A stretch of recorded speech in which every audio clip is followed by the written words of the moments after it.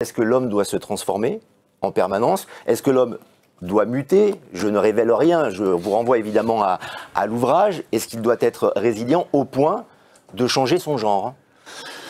Alors, dans mon roman, j'imagine qu'en effet, il y a une situation qui oblige l'homme à changer de forme et notamment à utiliser les technologies de type génétique pour créer des hybrides, c'est-à-dire des hommes qui soient adaptés à de nouveaux milieux, l'eau, l'air, la terre. J'ai poussé le curseur un peu loin.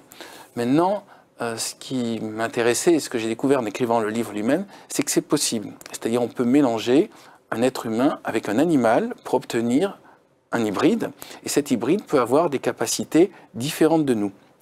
Cette technologie est déjà utilisée notamment pour fabriquer des organes, pour les greffes d'organes, parce qu'il y a un manque de greffes d'organes.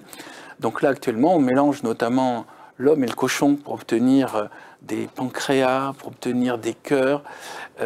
Ça a l'air de la science-fiction, on y est.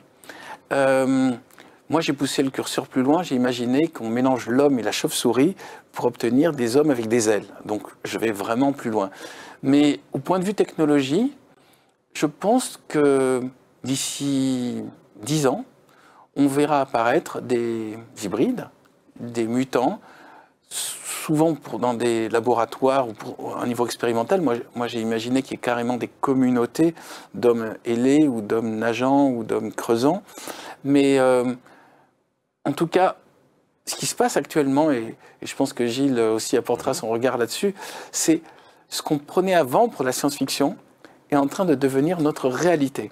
Moi, par exemple, rien que le smartphone, j'imaginais pas le voir un jour. J'espérais, je me disais, j'aimerais bien avoir un petit téléphone dans lequel je puisse faire de la visiophonie. C'était. Ben oui, mais il y a plein de choses que je pensais pas voir. L'intelligence artificielle qui arrive à écrire des textes complètement crédibles et tout, je pensais que ça allait arriver dans 10 ans. Et on y est.